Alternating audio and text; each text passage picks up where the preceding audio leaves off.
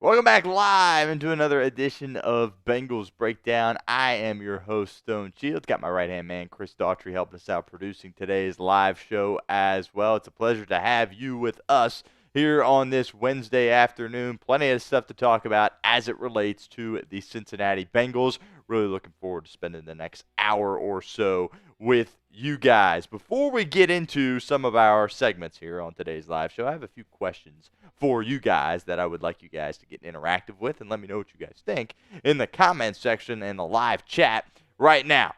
Joe Burrow, of course, went to the Met Gala a couple of days ago. Obviously, the Met Gala, look, I'm not well-versed in the Met Gala. I know the super famous people from all around the world show up. They wear some questionable outfits, and they just kind of stand around. That's about as far into detail as I know in regards to the Met Gala. But if you get invited to the Met Gala, most people tend to show up. So Joe Burrow did, in fact, show up, and that caused him to miss the Bengals practice on Tuesday, which was yesterday, but it was a voluntary offseason session. The internet, social media, the fan base have kind of been split a little bit on this. Some people out there have said it's May, he's QB1, we know he's going to be all right. I don't have any issues with Joe Burrow not being there. And some other people are like, I mean, that's kind of ridiculous that he's going to this Met Gala and he can't get back in time for the Bengals practice on Tuesday. By the way, today's Wednesday. Bengals had practice today. Joe Burrow was indeed there. But let me know what you guys think. Did you have a problem with Joe Burrow missing practice for the Met Gala? Again, a very popular conversation that's been kind of going on around social media and obviously the city of Cincinnati as well. We'll give some shout-outs here before we dive into too much detail here on today's show. Tim Tyra, of course, my guy. He's here. He's hanging out. He always is. Every time we go live, Tim, I certainly appreciate you and your support here at Bengals Breakdown. Who else we got here? Dr. B, he says no. He didn't care. Not worried about it at all. Master Romuel, not concerned. No for him. Tim Tyra says no. James, no problem at all. And Brandon said one day is not a big deal. Spend a little bit of time talking about that on today's show. I'll be completely honest with you guys. When I first saw it, that he wasn't there, I kind of was like, okay, that's not great, right? I get it. I get it's the off season. I get it's voluntary, right? But this is a guy that's making, hundreds of millions of dollars to lead this football team. All his boys are there besides Trey Hendrickson. So that was kind of my instant reaction, I guess you could say. And then as time went on, I was like, yeah, it's May 7th. It's whatever. He wasn't, it's kind of cool to be invited to this, right? Whatever the case may be. And at the end of the day, it is not a big deal whatsoever. He ended up showing up, obviously, today, as I pointed out. And but there was a part of me, just the football part of me yesterday, was like, yeah, not a great look for him not to show up to go to this thing. But I don't know. Look, obviously, none of us are ever going to get invited to the Met Gala, so it's easy for us to sit here and judge. But if I was invited, maybe I would have a bit of a different mindset. But at the end of the day, it really does mean nothing. He was there today, and Bengals are going to continue to go on and progress throughout their off-season workouts. Also, we're going to be spending some time talking about Trey Hendrickson here on today's show. Will the Cincinnati Bengals pay Trey Hendrickson before training camp? Let me know what you guys think in the comment section. Type A for yes or B for no. It's been pretty quiet on the Trey Hendrickson front of late.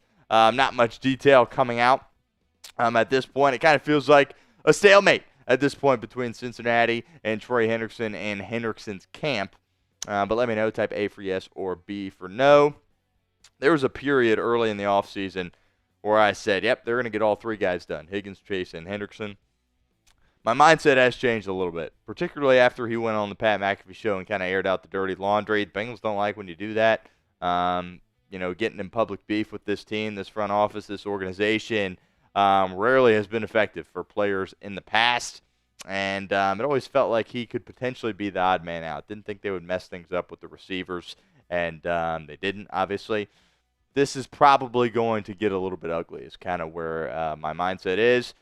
Bengals and Hendrickson have had issues in the past, and ultimately when it comes down to playing, Hendrickson shows up. We'll see if that is different this year or if ultimately he's going to hold out.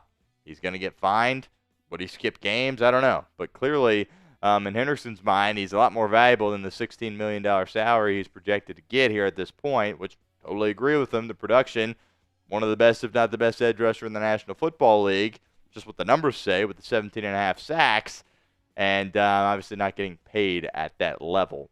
And there's some frustration there. But Hendrickson, in a lot of ways, him and his team did it to himself, right? Signed that one-year extension a couple years back and ultimately just kind of prolonged this issue, right?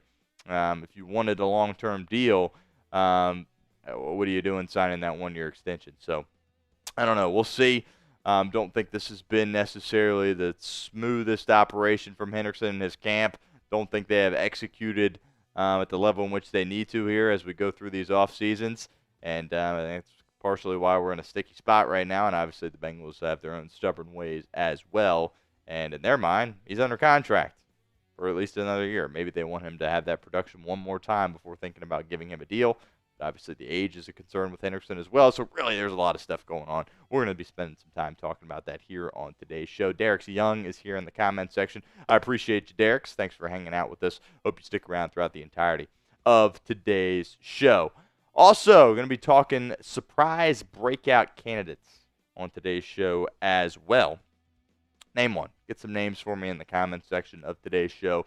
Somebody that's a breakout candidate that you would consider kind of a surprise, right? I don't want to hear a Burrow, a Chase, a Higgins, a Gesicki, anything like that, a Hendrickson. Somebody that's kind of floating under the radar right now, maybe in a backup role that you think is going to come out and really have a good year. I'll share mine later on today's show, but there's definitely several players on the defensive side of the football that you can look at. Some guys in that secondary who are going to need to step up inevitably, assuming Cincinnati doesn't bring anyone else in, which we'll see if they do. There's still some guys out there. Again, we'll touch on today's show at that safety position and that cornerback position as well that could come in and provide some veteran presence for Al Golden's defense. We'll see if Cincinnati makes another move or not. Leading up to the draft, the Bengals were like, yeah, we're done until the draft. Well, now the draft has came and went. You still have some holes there in that secondary. I think it'd behoove the Bengals to fill by bringing in at least one or two players. They have the opportunity to do it. They've saved some money with the restructuring of the contract of Zach Moss. They've saved some money with the restructuring of the contract of Geno Stone yesterday as well. And feels like only a matter of time before they get some saved money from Jermaine Pratt after he gets released. Let's see here. Tim Tyra says Fig Newton, always a great call there. Obviously, he was thrown into a starting role last year with the injuries to Dax Hill and DJ Turner II, and I think it's a pretty good option there. Your pick out of TCU last year. And Donovan saying Shamar Stewart, also a good option. We'll see if Al Golden can get the most out of him and make him a productive player here in year one for the Cincinnati Bengals. But keep the comments coming. We do have a $2 super chat that has come in from Master Romuel. The Burrow Met, N for play, Y for leadership. The Burrow Met, N for play, Y for leadership. Got it. Chris just explained that to me. Sorry, well, it wasn't clicking there. Obviously, we did ask that question earlier, so I appreciate the super chat, Master Romuel. You have a problem from a leader? Yeah, that's exactly. Yeah, completely agree with that, Master Romuel. From a leadership perspective, doesn't look the best, right? Skipping the first day of that practice where all your teammates are there, but is it going to affect his performance? No, right? And he'll be just fine. So. That really was the best way to sum it up. Sorry that took me a minute to compute there in my brain, but I appreciate the $2 super chat, and I think that really is well said, and I do appreciate that. Also have a mailbag on today's show. Make sure you get your questions in using hashtag Bengals or super chatting like Master Romuel just did. If you don't use hashtag Bengals, my guy Chris can't find your question. So make sure you get those in. It can be just the capital B, Bengals, all caps across the whole name, Bengals, or all lowercase. All of those options work, but make sure you do use hashtag Bengals. It's going to be our third segment here on today's live show. Doesn't mean you can't get your questions in now by using hashtag Bengals. Really hope you guys get interactive with our mailbag here on today's show. Now, if you're ready to start today's live show, show it by liking today's video for me right now. I got about 85 people in here hanging out. And only have about 17 likes. So we'll hang out here until we get about, 23 likes, we'll say. And then we'll move on. Hitting that thumbs up icon always does help us out. Makes the bosses happy and allows us to bring more Bengals content into you guys there as well. So keep hitting that thumbs up icon. Good one here from Desert Ranger Jesus. My guy Jesus, good to have you back. He says Chris Jenkins Jr. as a potential breakout candidate. I like that a lot. Bengals second-year pick last year out of Michigan. Thought he showed some flashes in year one. Bengals need him to make a big step here in year two and provide a lot of interior pass rush for this defense in 2025. Coming up live here on today's show, we've got the latest Bengals news and rumors. Jeremy Fowler of ESPN has a little bit of an update on Trey Hendrickson. We will break that down here on today's show, as well as touch on some more Bengals voluntary workout stuff as well. Also, the Bengals' perfect offseason plan. Obviously, the offseason is flying by, really, and the Bengals have made a lot of moves, but I still feel like there's a couple other things that they could do to put themselves in a prime position going into 2025. We'll break that down. As I mentioned, a mailbag, segment number 3. Make sure you use those hashtag Bengals. Get your questions in or super chat. Skip the line altogether. And we will round out today's live show with updated depth charts. Got all the draft picks and UDFAs in there, and we'll break that down for you guys as well. All coming up live here on Bengals Breakdown.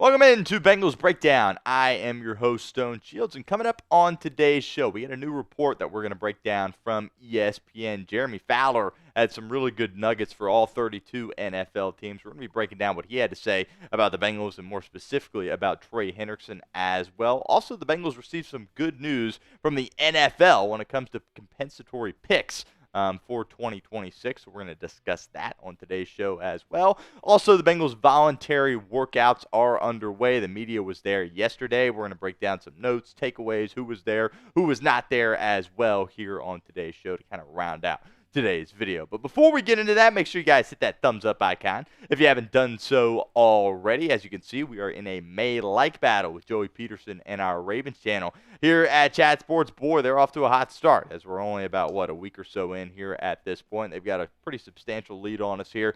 Doesn't mean we can't catch up. We've done it before in the past. Help us out. Hit that thumbs up icon. Something you should do for all of our videos here at Bengals Breakdown. We greatly appreciate it. So as I mentioned, Jeremy Fowler dropped key intel on all 32 teams after the NFL draft. Each team, all of which in the AFC North, all of which in the AFC, and obviously all of which in the NFL as a whole. And I did think he had some interesting things to say about the Cincinnati Bengals and, more specifically, Trey Hendrickson. Let's get into what Fowler wrote for ESPN, saying this: "There's no update with defensive end Trey Hendrickson's contract situation, which is at a stalemate. My read on the situation is that Hendrickson is convicted enough to stay away from the team, having no interest in playing on his scheduled $16 million salary in 2025. Right now, this is a waiting game. So at least in the short term, Shamar Stewart could assume the Hendrickson role in the defense. But I do believe the drafting of Stewart isn't totally tied to Hendrickson's situation.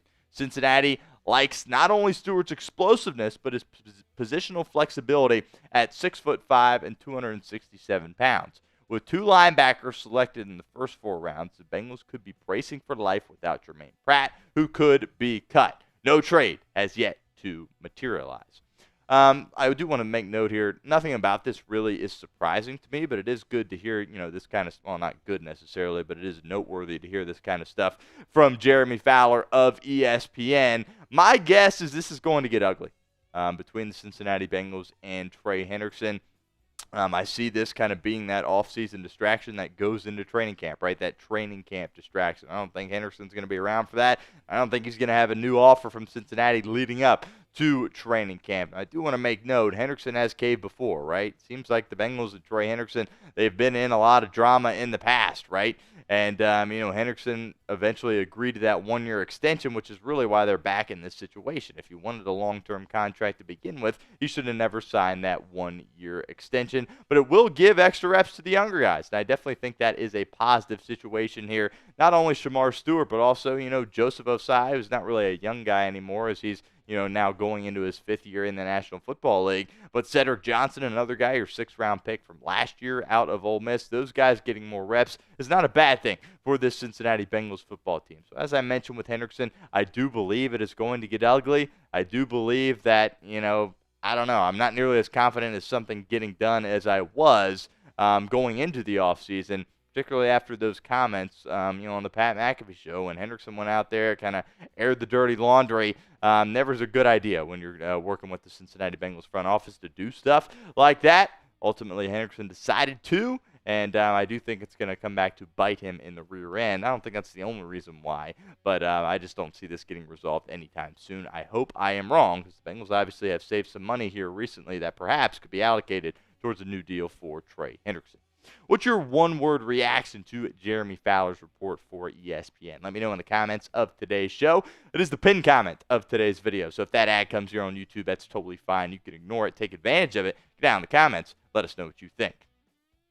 Now, the Bengals did also receive some good news from the National Football League as far as compensatory picks go. The NFL obviously gives out compensatory picks to teams across the league, and allows them to get some extra draft picks year in and year out in the NFL draft. Here is what a compensatory pick is and how you can essentially acquire a compensatory pick. I thought Lance Zierlein did a great job of breaking this down for NFL.com. He said the number of compensatory picks allotted each year is limited to the number of teams in the league, 32, per the collective bargaining agreement. However, compensatory picks are not divided up equally among the teams, and no team can receive more than 4 compensatory picks in a single year.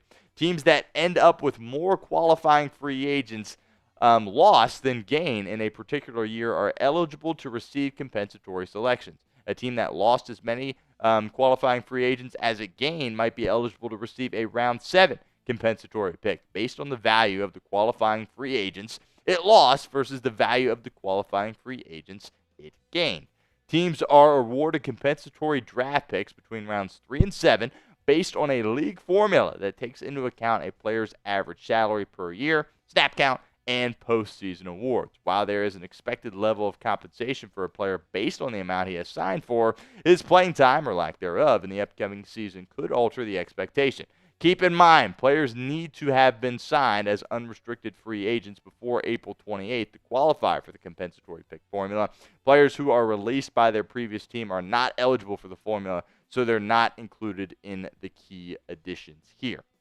Did just kind of want to go out there and explain all that because I thought Zierlein did a tremendous job breaking that down for NFL.com. I know there's a lot of people out there that don't necessarily exactly know what a compensatory pick is. We'll dive into that a little bit more here in a second, but do want to give a shout out to our friends over at Fanatics. Let you guys know that Bengals draft hats are still out and they are still available right now. Chatsports.com/Bengals draft hats. Obviously, the draft is in the rearview mirror here at this point, but that doesn't mean you can't get some Cincinnati Bengals draft swag, courtesy of our friends over at Fanatics. Really feel like this year was probably their best year they had with some of these draft hats. Some cool ones out there. Really encourage you guys to get over to Fanatics and check that out. Once again, that's chatsports.com/Bengals draft hats, and we'll put that link in the comments section and the description of today's show. So as Zierlein mentioned, the Bengals are projected to receive 1 compensatory pick in round 7 of the 2026 NFL draft. And obviously that's good news. Is it groundbreaking? No, but I do think that is good news for the Cincinnati Bengals football team. Here is how Zierlein believes that Cincinnati is going to get to that point where they do receive a compensatory pick in round 7. Here's kind of the rationale behind that. He says this projection really comes down to Trent Brown. Playing time for him is not guaranteed with the Texans, who drafted Ariante Ursery in the 2nd round this year. The rookie joins a Houston group at offensive tackle that can include Blake Fisher, Titus Howard, if he doesn't play guard, Cam Robinson, and Brown. If Brown can make the team and stay active, the Bengals should pick up a 7th rounder. And as I just said, obviously this isn't much, but it is nice, right? Cincinnati would have loved to have a 7th round pick this past year in the 2025 NFL draft that took place just a couple of weeks ago. Obviously, they lost that pick when they gained Khalil Herbert at the trade deadline last year, and it would have been nice to be able to grab a safety late, right? A DB, perhaps an interior defensive lineman. Maybe even a tight end, something like that in that 7th round. You see it all across the league. There are gems that you can find in the 7th round, and the Bengals didn't have that opportunity here this year. They're going to get a compensatory pick next year, most likely, per Zerline of NFL.com, and I do think that is some good news from the NFL because typically you don't see Cincinnati really get many compensatory picks. All right, I want to transition here into kind of discussing what's going on down at Paycor Stadium right now with the Cincinnati Bengals and their offseason voluntary workouts. Charlie Clifford was there along with all the other Bengals beat writers. Clifford does a great job covering the Bengals for WLWT. And he reported that Lucas Patrick got reps with the 1s on Monday, and Cody Ford was getting the reps with the 2s. Now, obviously, off-season workout, voluntary. We should take it with a grain of salt, right? It's not, gospel by any means what they're doing right there. But it is noteworthy that Lucas Patrick was getting the reps with the 1s, and Cody Ford was getting the reps with the 2s. We'll come back to that here. But will Lucas Patrick start for the Bengals in 2025? And let me know. Obviously, a free agent signing Cincinnati has brought in, has bounced around the league a little bit. And I don't think a ton of people view him necessarily as a lock to be a starter, but I think the Bengals have high hopes for him. Zach Taylor and Scott Peters have spoken very highly of him, and I think they think that he could perhaps be a starter at one of the guard spots for the Bengals. But let me know what you guys think in the comments. Type Y for yes or N for no. Kind of recap here what Paul Dehner Jr. put out there. So Monday's session was open to the media, so a lot of people were there covering it. Dehner, of course, was one of them covering the Bengals for The Athletic. Burrow obviously not there on Monday. Do want to point out he was there, he wasn't there on Tuesday. He was there on Wednesday, which we are filming this on Wednesday, so he was there today. Good to have him back, obviously. Charlie Jones there, no jersey. I mean, Charlie Jones seemingly never is in a jersey, and he's never ready to go, but that's beside the point. Hopefully he is able to go by the time, these mandatory mini camps get underway. Dax Hill, Cole Burgess were on the rehab field. Burgess, certainly interesting, was a practice squad guy at the receiver position by Cincinnati last year. I got a lot of love and respect for Cole Burgess. I think if somebody gets hurt, he's definitely a guy that could perhaps earn his way onto the roster, but going to need an injury for that to happen. Zach Moss with the neck. Tremaine Pratt was not there, obviously requested the trade. Bengals have not yet released him. Feels like only a matter of time before that happens. Hendrickson obviously not there. He's not going to show up anytime soon. And of note, probably the most noteworthy thing here on this tweet, B.J. Hill was in a walking boot. He's obviously back with the Cincinnati Bengals under a new contract. Bengals need him to play really, really well in 2025. Interesting he was in a boot. Don't really have any details on that at this point. Do want to close out today's show with this discussion. Obviously, Joe Burrow missed the Bengals' voluntary offseason practice on Tuesday. He was at the Met Gala leading up to that, and ultimately was not there. Social media, the fan base, they've had their thoughts, certainly, on this whole situation. I think a lot of people that cover the team have come out there and said, oh, it's ridiculous. Who cares that he's not there? It means nothing. And I don't think necessarily it means nothing. But from a performance on the field perspective, him not being there doesn't mean anything. It means nothing. But as a guy that's the face of your franchise, making hundreds of millions of dollars, and is supposed to be the leader of your football team, that could mean something, right? And I don't have an issue with Joe Burrow not being there, but I do think, it's noteworthy, right? Would Peyton Manning go to the Met Gala and miss something like this for the team? I don't know. Probably, I don't think so, is what I would say to that. But for me, if I was invited to the Met Gala and I was Joe Burrow, yeah, I'd probably go. To be completely honest, I think he's done enough and he deserves the right to go. So, some people have completely dismissed it. I don't think it's something that should be completely dismissed. But look, it's Joe Burrow. He's going to be just fine. It's not going to affect him on the football field. But his boys were out there. Obviously, Jamar and T were there. Joe was not, but it was great to have him back today, only missing the one day on that Tuesday. So, again, not the end of the world, not a big deal whatsoever. But the fact that some people were like, oh, you shouldn't even talk about it. No, I do think it is worth mentioning to end today's show. Make sure you guys hit that sub button if you haven't done so already at youtube.com/BengalsTV. We will be here all off season long. Don't miss any of our coverage here at the channel. Hit that sub button for me right now. Will Lucas Patrick start for the Cincinnati Bengals? Let me know in the comments of today's show.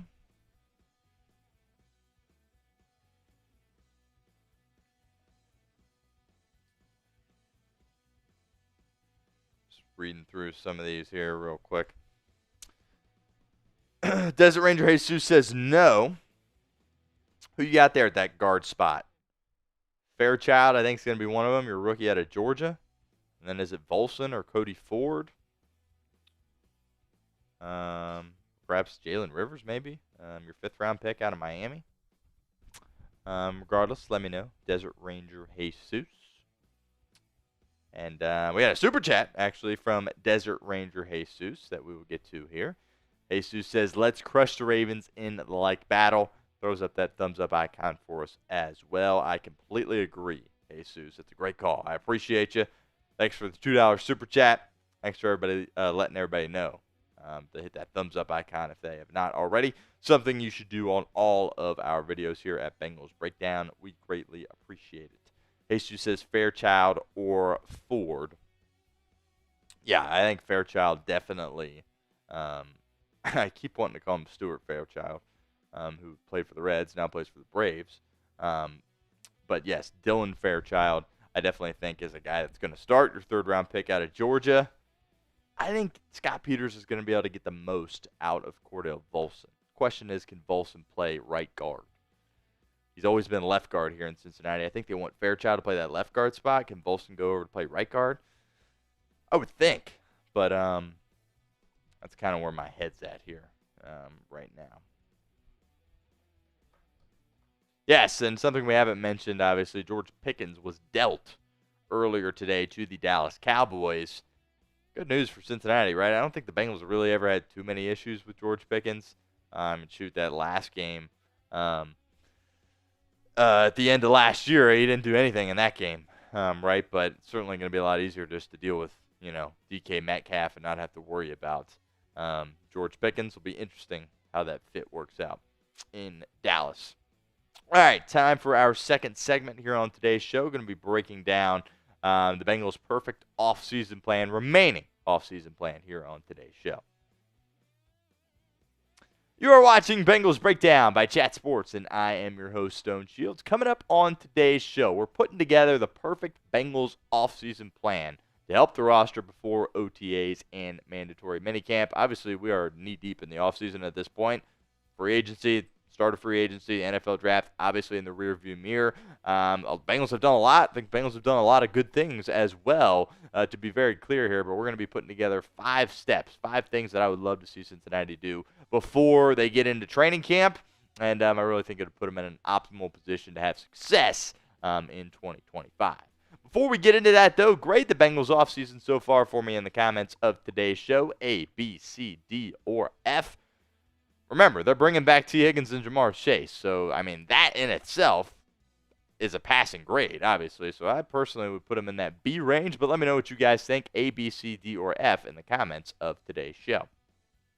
Step number 1 here. If you want to put out the best football team come week 1 when it comes time to take the field, pay Trey Hendrickson, right? Trey Hendrickson is one of your best players. I would argue he is your next best player behind Joe Burrow, T. Higgins, and Jamar Chase. To be completely honest with you.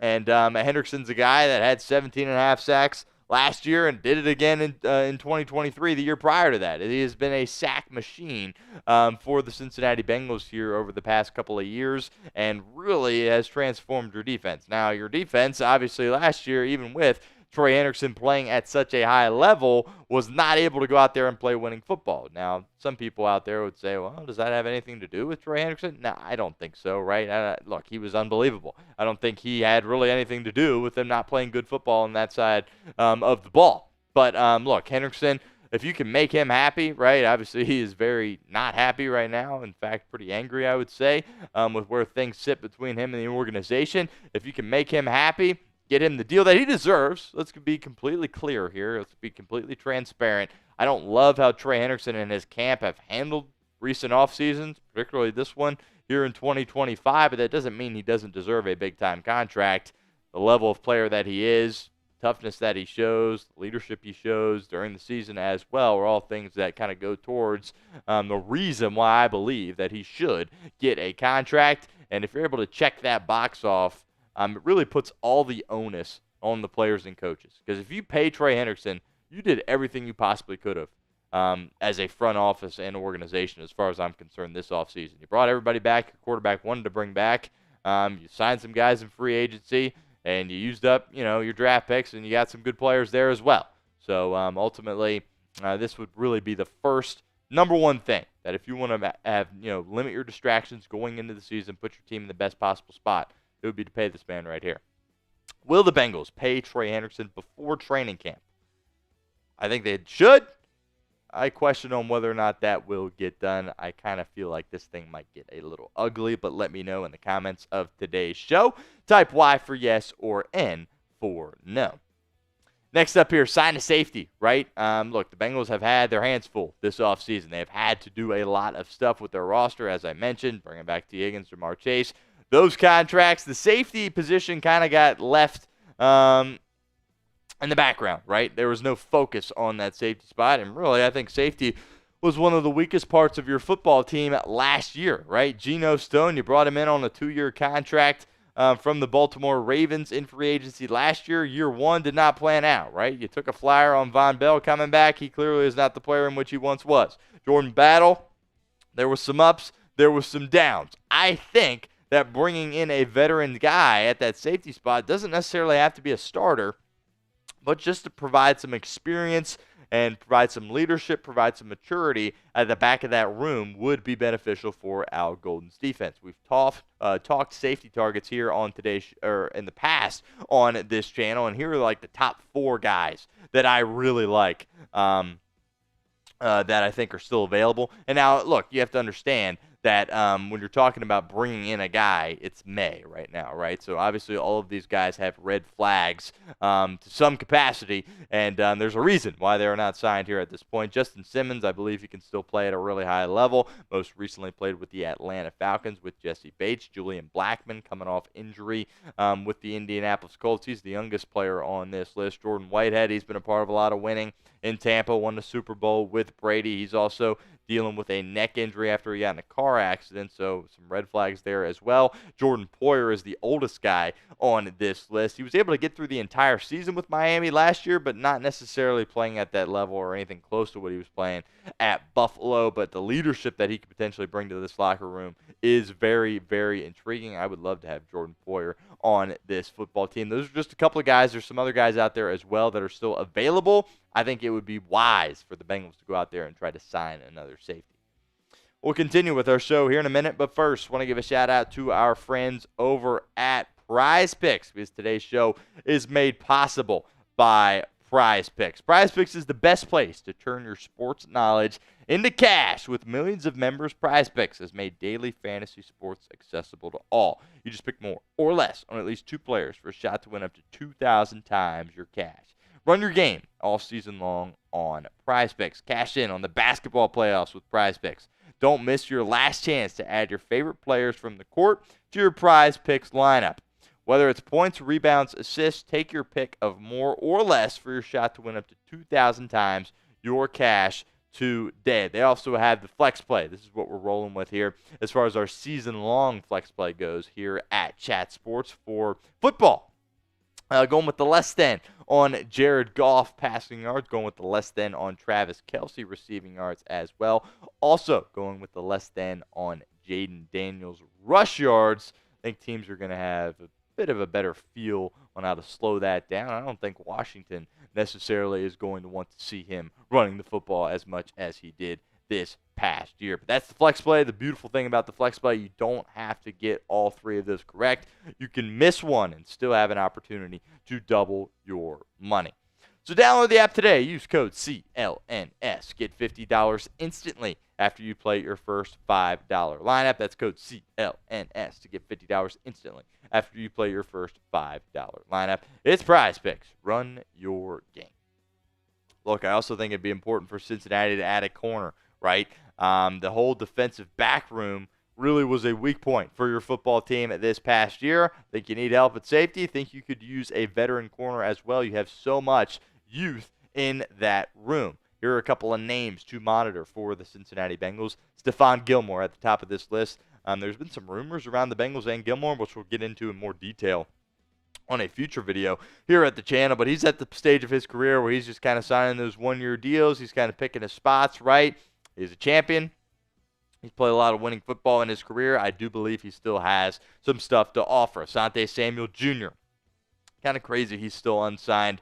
Obviously, the performance on the football field not necessarily living up to the draft type that he got several years ago, but it is shocking to me that he is not on a football team. Mike Hilton, your old friend, you in theory could still bring him back. He hasn't signed anywhere, but it does kind of feel like Hilton and the Bengals going a separate direction. Kendall Fuller as well. Also Rasul Douglas, who has played a lot of winning football in his career as well, are some notable names on this list. Again, same as the safeties. There's a reason these guys are still available. All the best players are gone, but it's up to your personnel department, your front office to try to find one of these guys that can still provide some value for you in 2025.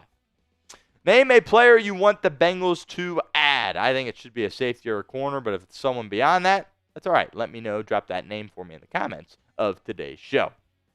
This next one, it feels like only a matter of time before it happens.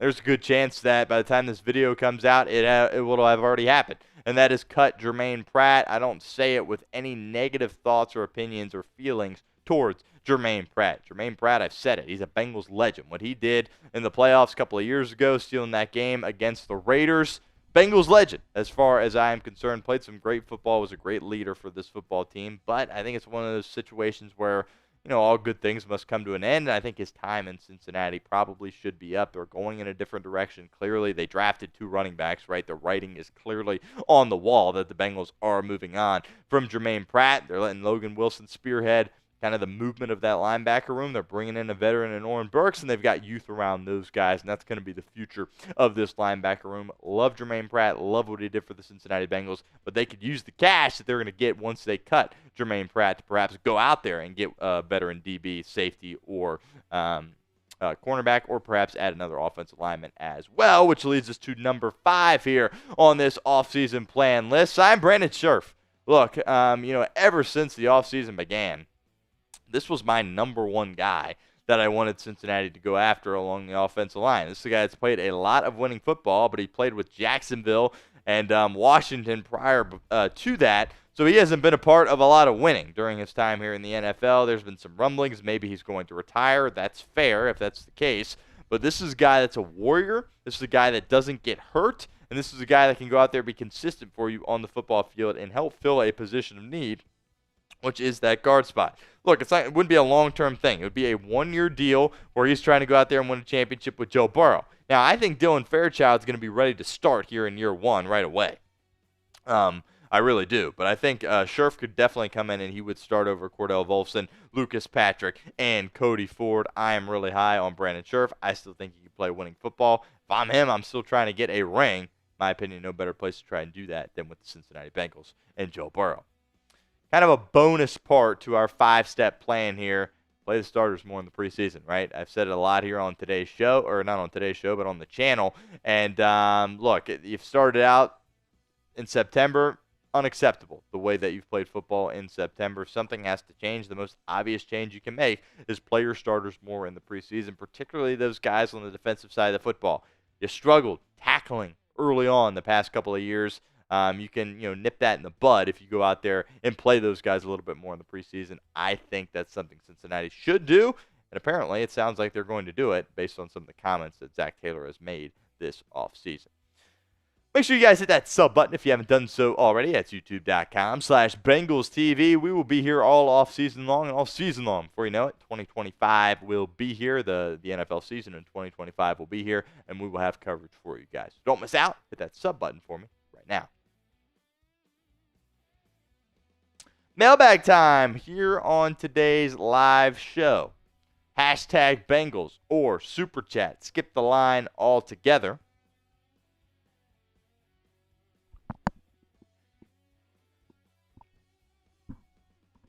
To hashtag Bengals. Got to get the questions in, We'll hang out here for a second. Only have 2 hashtag Bengals questions in. Do have over 100 people in here hanging out. So get those questions in. Hashtag Bengals. There's one there from Colin. Good question from Rick. I don't know. I don't know if he's going to retire or what, but Surf's a guy that's played at a high level for a long time. 1-year deal. Something I'd definitely be interested in. Who Day number 9 with a question. We'll get to those here on today's show. We'll wait for a couple of more. Appreciate all you guys in there hanging out. Hit that thumbs up icon if you haven't done so already. And hit that sub button as well. We will have live shows for you guys pretty much every Wednesday, barring any unforeseen circumstances. But for the most part, we will be live here on the channel on Wednesdays.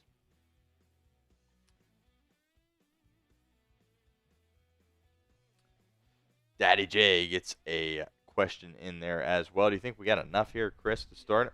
We're in a good spot here? Okay, cool. All right. Remember, hashtag Bengals or Super Chat to get involved with our show. And you can continue to get your questions in while we are rolling through the segment. By no means have to stop once we start. But without further ado, we will get into today's mailbag. Before we get into today's mailbag, make sure you guys give me a follow over on Twitter at StoneShields_. All of our Bengals Breakdown content will be posted to my Twitter page. We are rapidly approaching 600 followers over there, so help me out. Give me a follow over on Twitter. Master Romuel. Hey, Stone. Coward has the Bengals at number 2 in the division for next season. Thoughts on that? I appreciate the question, Master Romuel. Look, all those talking heads on television, there's good things and bad things about all of them. I have always said Colin Cowherd is by far my favorite, and I think he's the most watchable guy. I honestly think he is incredible at what he does. As far as this specifically, as it relates to the Cincinnati Bengals, I don't have a problem with it, assuming he had Baltimore at 1. There isn't really a world where you could put Pittsburgh or Cleveland at 1, in my opinion. If you have Baltimore at 1, I can respect you. I disagree with you, but I definitely can respect that. Obviously, Baltimore has had tremendous success, and they've won a lot of close games over Cincinnati, too. You got to keep that in mind. The Bengals had Baltimore beat both times last year, and they found a way to mess up both on the road and at home at Paycor Stadium as well. So I don't have an issue with him being him putting the Bengals at 2 in the AFC North behind Baltimore, but that is not what I would do personally. Tim Tyra, a question here on today's show. Are the Bengals a playoff team now after the draft? Absolutely. Let me be very clear here. Your defense last year was horrible. It was abysmal. It was embarrassing. It was disgusting, right? But you had Joe Burrow, Jamar Chase, T. Higgins. You should have been a playoff team last year. Right? I think you were a playoff team last year, but your defense was just so bad. So, as long as you have those guys, I'm always going to say you're a playoff team. But I do think they really helped themselves out in several different spots through the draft and free agency. And, of course, bringing back T. Higgins and Jamar Chase. So, absolutely, I would say the Bengals are a playoff team right now. Donovan, do you believe the Bengals play their starters more in the preseason? Good question here from Donovan. I do, for several reasons. One, I don't think they really have an option not to, right? Because, look, I love Zach Taylor. Nobody defends Zach Taylor more than I do here on this show. But if he has another slow start, it's going to get really, really loud as far as Zach Taylor's job security. Look, Cincinnati's not going to fire him, but the noise is going to get borderline unbearable if they flop in September yet again. He has come out there and said, hey, we are going to play the starters more in the preseason. He's flat out said that. I really hope he sticks true with his word. I think for me personally, it's really those guys on defense that need to play more, make sure they're getting their tackling down, getting guys on the ground, and they're ready to go come week 1.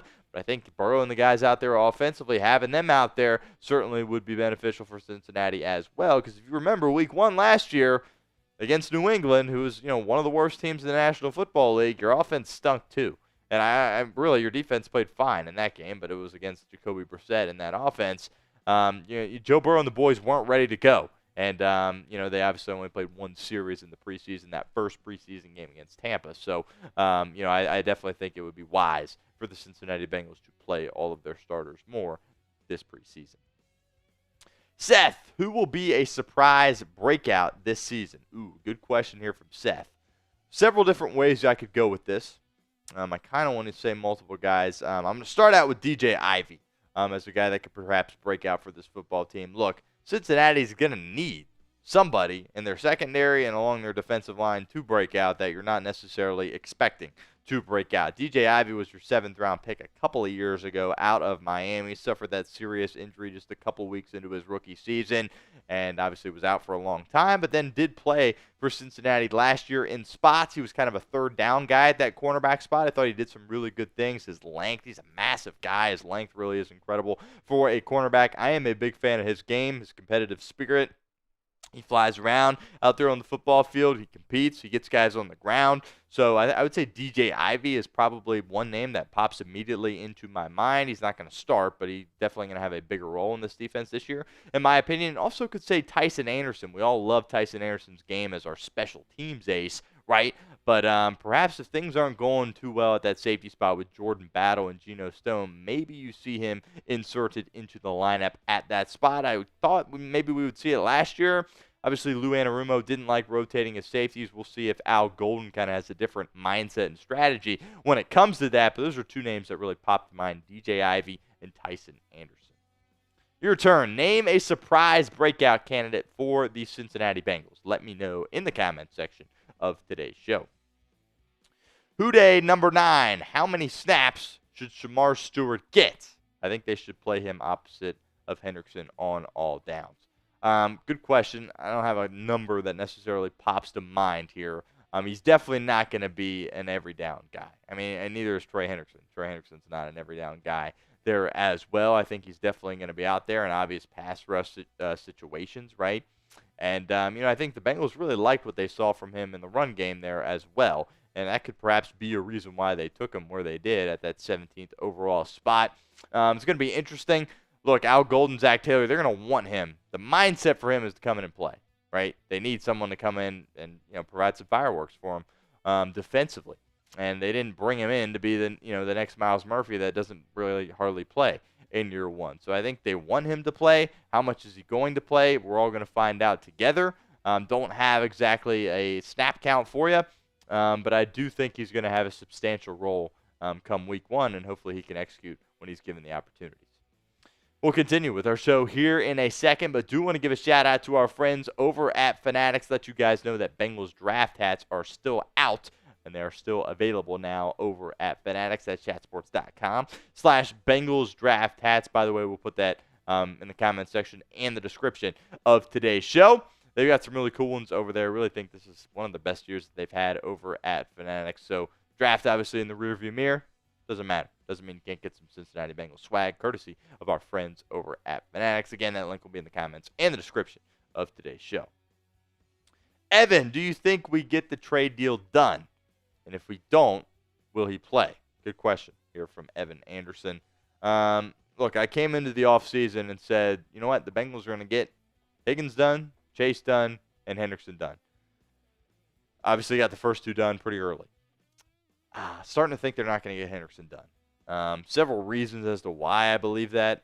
I don't think Hendrickson and his camp have handled these off seasons very well at all, to be completely honest with you. Obviously went on the McAfee show, aired out the dirty laundry.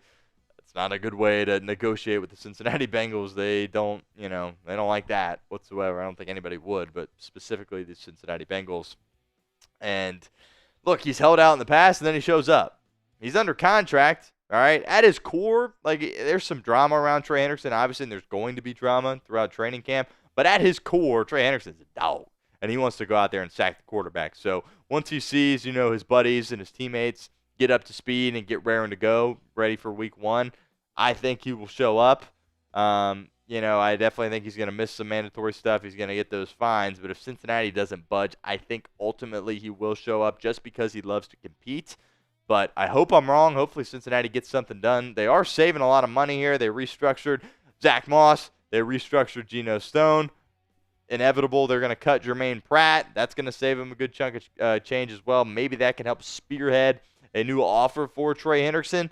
But I'm starting to think it's not going to get done. I don't love saying that. But we'll all find out together here, obviously. Hopefully, fingers crossed, something can get done. Walter, do you have a problem with Burrow missing practice for the Met Gala? Um, we've talked about this before here on this show.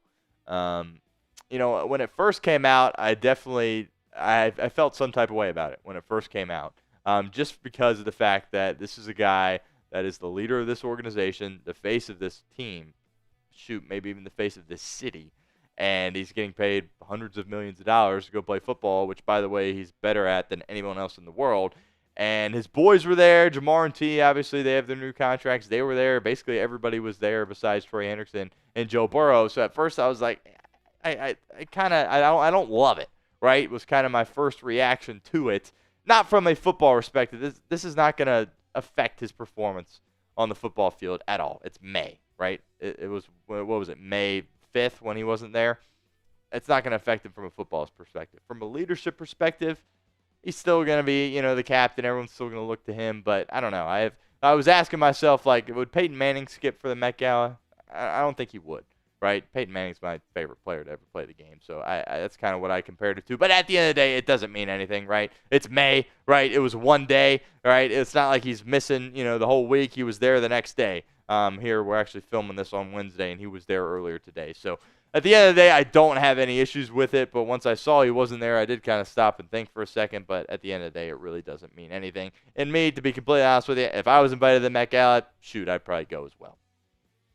Your turn. Do you have a problem with Joe Burrow missing practice for the Met Gala? Let me know what you guys think in the comments. Type Y for yes or N for no. Daddy J, do you trust Newton over Hilton? Another good question here on today's show. We're going to find out. I think Mike Hilton did some tremendous stuff for Cincinnati throughout his career, obviously, throughout the playoff runs, the Super Bowl run. He was magnificent. I mean, the game against Buffalo in the snow, tremendous in that game as well. And I kind of thought Hilton definitely struggled at the beginning of the year. You saw Lou Anarumo take him off the field on third downs. They didn't trust him in coverage, getting matched up with those receivers. He can't run with the receivers like he used to. But he really came on strong at the end of last year. So did a couple of guys on that defense. So I thought maybe that would, entice Cincinnati into perhaps bringing him back. By the way, still unsigned as of filming this video. So I don't necessarily think it would be fair to say to Hilton to say that I trust Newton more than him. I like what we saw from Newton, right? I don't think the plan was for Newton to play last year, but obviously with all the injuries, he had to. And it wasn't great in spots, but as a rookie that was kind of a later draft pick, it's like, well, that's just kind of the way it is. So I wouldn't say I trust him more than Mike Hilton here, but I do have hope that he can help fill those shoes and perhaps be that nickel guy for Cincinnati in the slot, replacing Mike Hilton. If you are enjoying this mailbag, you are in luck. So we're going to continue to do them here on this show. Don't miss any of our future mailbags. Hit that sub button for me right now. Houday, number 9. What will Taj Brooks' playing time look like? I think in year one, it's not going to be anything crazy. Taj Brooks, obviously, your 6th-round pick out of Texas Tech. At some point in the future, I do think he was a steal. Getting Taj Brooks in round 6, that running back class was just so loaded. And I really think it was kind of like round 4 value. And you were able to get him in the 6th round. So he's going to have a role with this football team at some point. I just think it'll probably be minimal, barring injuries, obviously, in 2025. Hubert Thomas. What is your opinion on Geno Stone? And can we trust him playing safety? I've said before on the show, I would have moved off him. I think obviously that's very harsh to go out there and say that. But, you came in, you had this vision, you signed him to a 2-year, $14 million deal after he balled out in Baltimore and played really well against you. And then it was kind of a disaster this past year. I think there was too many times he was in the wrong place, too many times he let guys get over his head, which obviously that's the number one no-no. As a safety, there was tackling issues there as well. But I do want to give a lot of credit to Geno Stone for the way he's handled things here in recent days and weeks. The Bengals asked him to take a pay cut, and he was like, you know what, I didn't play up to my standard this past year. He took the pay cut. He wants to stick around and prove it to himself and prove it to his teammates that he can go be a winning football player for them on the football field, so I commend him for that. I definitely would have addressed safety. Shoot, you had some guys in the 1st round that were great safeties that you could have taken. You went Shamar Stewart instead. I think, there's no reason to complain about that. I think at this point, we all should get behind Shamar Stewart. But as far as the safety position goes, I definitely have some concern there. I'm rooting for Geno Stone, and I'm pulling for him, but there definitely is a lot of concern considering how he played last year. Grade the Bengals offseason so far. Let me know in the comments section of today's show. A, B, C, D, or F. Fair point here from Jeff. The Gala crap is dumb. Kind of seems like he wants to be a male model when done with football. Yeah, I mean, kind of. It does kind of seem like maybe that is the case. Again, it's hard to judge because if, companies were asking you to do that and throwing you that kind of money, we'd all probably do it too. So, yeah, it's hard to judge, but I hear you for sure. I hear you. Let's see here. Kyle asked where I got the shirt. I honestly don't know, Kyle. I appreciate the compliment. I would imagine my mom got it for me. She definitely did. I don't know where she got it. I apologize, but I appreciate it. It is a very comfy shirt. Tim Tyrer letting everybody know. Like, share, subscribe. Appreciate you, Tim. Keep the comments coming. Keep hitting that thumbs up icon for us as well.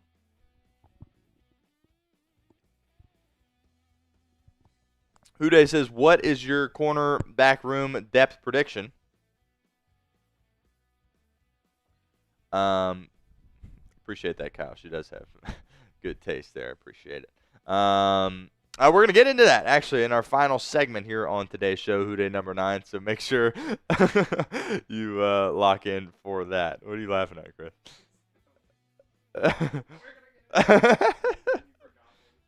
Yeah. It's unfortunate we don't have a mic in here. We could throw Chris on here, but yeah, we are going to be discussing all the Bengals depth charts here coming up on our final segment of today's show. Chris, are you ready, my friend? All right, let's do it. Before we get into today's show, make sure you guys hit that sub button if you haven't done so already. Become a smarter Bengals fan. If you don't learn anything within the next week, that's all right. You can unsub. But help us out. We're running a little test here.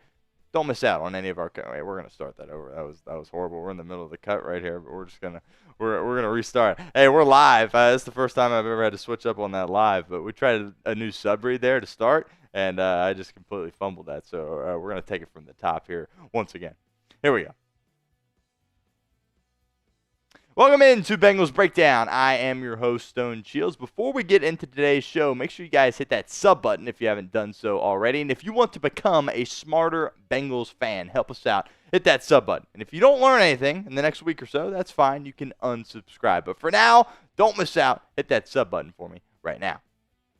Coming up on today's show, we're going to be breaking down the Bengals depth chart after the 2025 NFL Draft. Obviously, the Bengals added 6 draft picks, and they are all going to be on these depth charts, and also a bunch of UDFAs there as well. So plenty of names to break down here on today's show. Obviously, the Bengals have not released a depth chart here at this point. A lot of it is kind of predictive, in my opinion, as well. So some of the stuff you'll see on today's show isn't necessarily what you would see if you Googled Bengals depth chart, but a lot of it is my opinion. I do believe it's how things will shake out come week 1. Not much controversy here at the quarterback position. You got Burrow there at quarterback 1, Browning at quarterback 2. There is no battle, by the way, for that backup quarterback spot. It is Jake Browning's. And then there is a bit of a battle here between Woodside and Peyton Thorne. But look, I'd be surprised if Peyton Thorne beat out Logan Woodside, right? Woodside has been a part of this team for several years. There's trust between Woodside, Taylor, Burrow, Browning in that room. I think you just keep those guys together. Obviously, we'll see. Maybe Peyton Thorne balls out in the preseason, but based on what he did in college, I don't foresee that happening. I think it's going to be Burrow, Browning, Woodside as far as your quarterbacks go. Let's talk running back here on today's show. Chase Brown, obviously that running back one for you. Kind of flirted back and forth going with Zach Moss or Samaje Perine for that running back 2 spot. Originally, I've had Perine at that 2, but then Moss coming back on that restructured contract threw him at that 2 spot as well. You're going to see a lot from both of those guys. I do believe Taj Brooks obviously is going to make the roster as your 6th-round pick, and then you got Kendall Milton, Gary Brightwell, and Quayle Conley, your UDFA there, kind of on the outside looking in. But I think the Bengals really hit a home run when you're talking about this running back room. Going into this offseason, I feel like running back was kind of a sneaky need for your football team, something that needed to be addressed, and that's exactly what they did. Bringing back Perine, I know that pleased a lot of people. Obviously, he did some good things here in Cincinnati. Moss, great to have him coming back, right? You didn't know what his future was necessarily going to hold with that serious neck injury that he suffered during practice last year. And then your 6th-round pick, Taj Brooks. I've said before on this show, it feels like a steal, right? It feels like a guy that in different drafts probably would have gone in like the 4th round, but you got him in the 6th round, and I definitely think he has a bright future here in Cincinnati. Pick a running back 2 for me, though, in the comments of today's show. If it's not Chase Brown, who do you want to see getting the majority of the workload? Let me know. Type ZM for Zach Moss, SJ for Samaje Perine, or TB for Taj Brooks. It is the pinned comment of today's video. So if the ad comes here on YouTube, you know the drill. Take advantage of it. Get down in the comments. Let us know what you think. Let's talk receivers here. No change from last year to this year as far as your first 3 go. Chase, Higgins, Yoshi are those guys. Then we'll get to Burton, and we'll come back to him in a second. Got Burton, obviously, in this depth chart. Charlie Jones, hopefully he can find a way to stay healthy.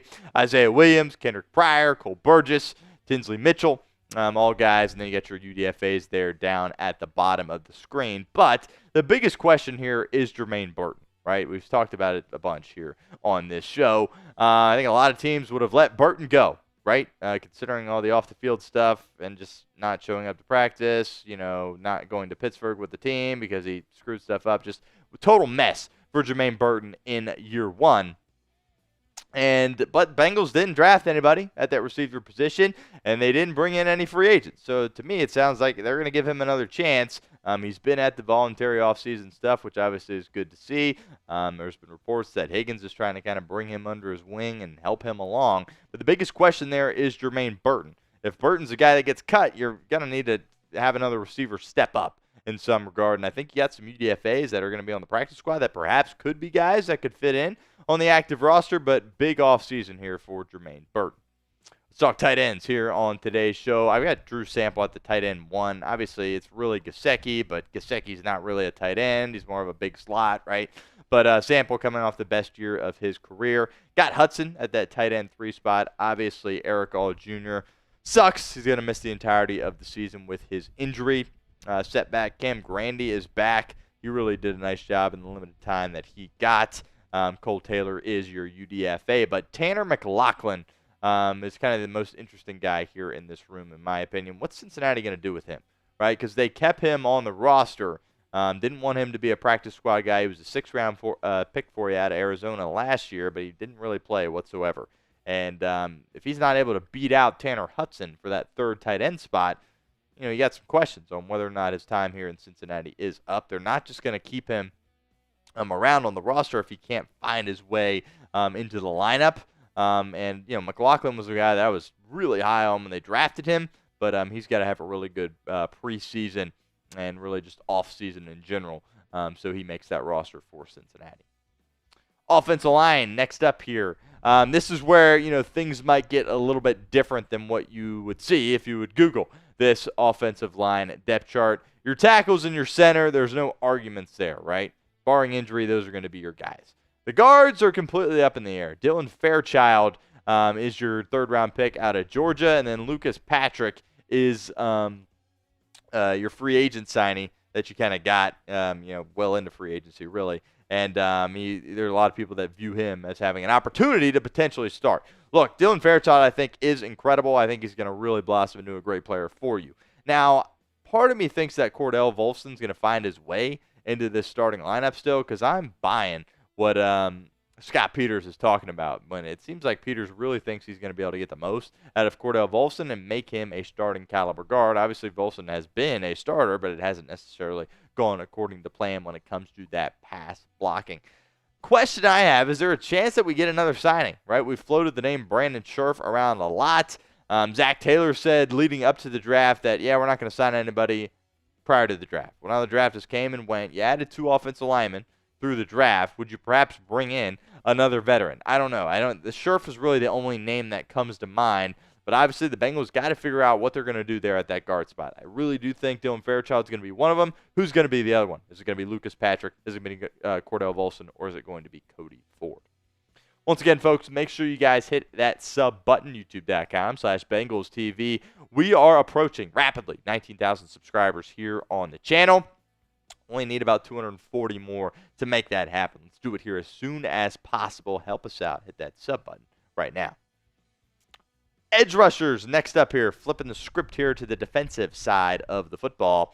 Trey Hendrickson, obviously he's your guy. Hopefully he is back with this football team and things get worked out between him and the organization. Osai here is back on a 1-year prove-it deal, and I've got Shamar Stewart, your first-round pick out of Texas A&M, penciled in to this defensive end 3 spot. Other guys here, Miles Murphy, Isaiah Thomas, Cam Sample, who I'm really excited to have him back. Hopefully he looks pretty decent after popping that Achilles. Hopefully he can get back to form. Raymond Johnson III. And Cedric Johnson, your 6th-round pick last year out of Ole Miss. I feel like when the limited times he got, he really did a nice job. But really, I want to focus on Miles Murphy here. It's now or never for Miles Murphy, right? Your first-round pick a couple of years ago. You got to show something. Year 1 wasn't much. Had some more opportunities last year. But ultimately, Joseph Osai was kind of beating him out for those reps. So the Bengals really need to get something out of Miles Murphy. If he can, if Al Golden, Jerry Montgomery, those guys defensively can get more out of him, it really could, turn things around for your defense. If Miles Murphy plays like a guy that was picked in the first round, that could solve a lot of your issues, right? So that really is a player that I'm going to be keyed in on, but he's going to really have to earn it to be able to go out there and get some starting spots because the Bengals, obviously, they got Shamar Stewart now, their new first-round pick. They're going to be giving him all the opportunities to go out there and perhaps make an impact for this team. What's your confidence level in Miles Murphy? Let me know in the comments of today's show. Scale it for me, 1 to 10. 1 on the low end, 10 on the high end. Defensive tackle next up here on today's show. B.J. Hill, obviously back. T.J. Slayton, my favorite free agent signing out of Green Bay, has that relationship there with Jerry Montgomery.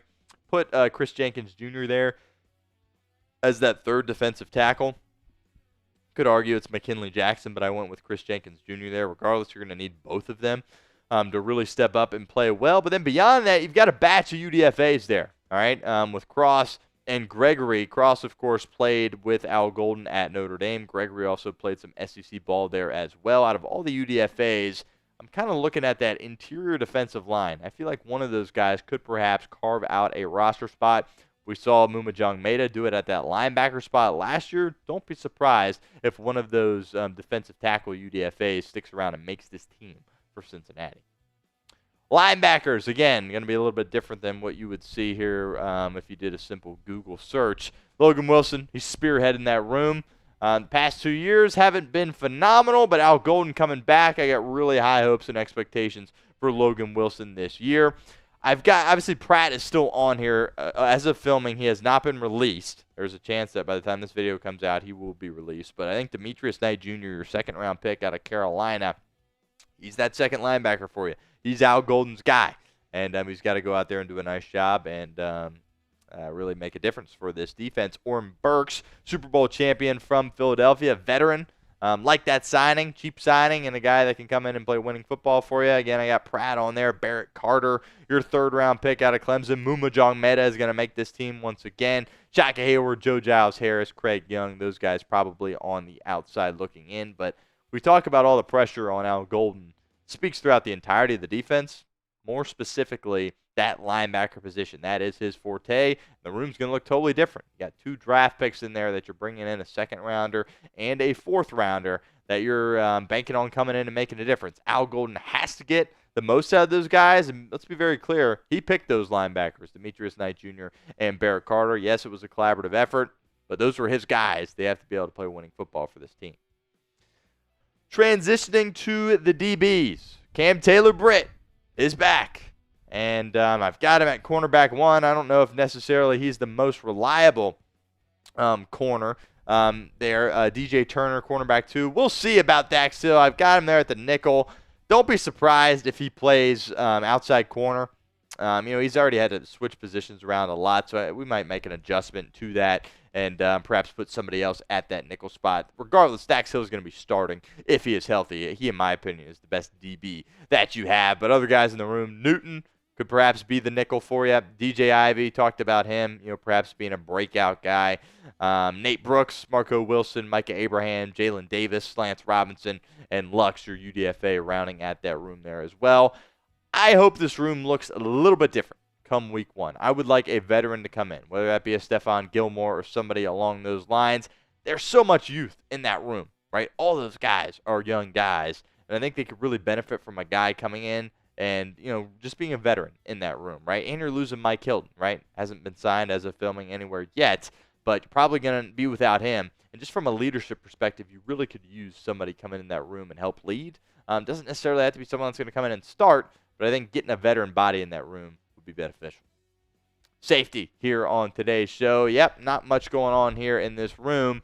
No draft picks, no free agent signees, and I don't even believe there's any UDFAs there either. Stone and Battle are going to get the first cracks at it, and we'll see if Al Golden and Zach Taylor ever move off those two guys. Tyson Anderson's kind of a wild card here for me. Obviously, Anderson's your special teams ace. We all love Tyson Anderson. When the safeties were struggling last year, I kind of wondered if whether or not we would see Anarumo put Anderson in the lineup at all. We never did. We'll see if that changes here with Al Golden. But Tyson Anderson, boy, that guy competes for you. And having him on the football field more, I think would be positive for the Cincinnati Bengals. So look for him as a potential wild card guy if something's not going well for Battle and or Stone. Special teams, Evan McPherson will be back. And hopefully he can do a better job at making his kicks. Obviously missed a few last year. Ryan Rico is back at that punter spot, year 2. Got a little long snapper battle. Wagner out of Michigan and Cal Adamitis. They're going to go at it. A lot of people think Wagner has a chance at winning it. I didn't think Adamitis was bad last year, or at the point where you would need to look away from him. And then you got kick return, punt return. It's going to be Charlie Jones if he is healthy, which obviously with him is always a concern. Look, this unit wasn't good enough last year, right? From a field goal perspective with McPherson, it wasn't good enough. You saw good things in the punt game from Rico. Holding perspective, no. Adamitis, didn't think he had any unplayable snaps, but I also don't think he was perfect. And you had the kick return from Charlie Jones against Cleveland early in the year, but that really was the only splashy play you made on special teams. Maybe that's different if Jones is able to stay healthy and didn't have that hammy issue. But regardless, your unit has to be better in 2025. I think really when the Bengals went on those playoff runs, that unit was really, really good and kind of a sneaky good part of their football team. Past 2 years have not been up to snuff. Needs to get back to that kind of level that we saw in 2021 if Cincinnati wants to get to where they want to get to. Make sure you guys give me a follow over on Twitter at StoneShields_. All of our Bengals Breakdown content will be posted to my Twitter page. So help me out. Give me a follow over on Twitter. Pick a running back 2. Zach Moss, Samaje Perine, or Taj Brooks. Let me know in the comments section of today's show. I think all these guys are going to play. Good to have Moss back. He did some good stuff for you. And then obviously he got hurt. Serious neck injury, but he's going to be all right. Cincinnati, wouldn't have reworked his deal if that was not going to be the case. But he's going to be all right. And it's going to be interesting to see what the snap share looks like between him and Perine. Brooks, a guy I'm really high on, your 6th-round pick out of Texas Tech. It feels like probably it's going to take a little bit longer for him to see the field, and that's okay. Maybe when Perine and Moss are gone, he'll be that next guy next to Chase Brown, but we will see. Let me know regardless in the comments of today's show. Appreciate everybody for tuning in here on today's live edition of Bengals Breakdown. Do not miss any of our other live shows. And of course, all of our videos on demand as well. Have a great evening. Have a great rest of your night. Make sure you guys hit that sub button for me right now.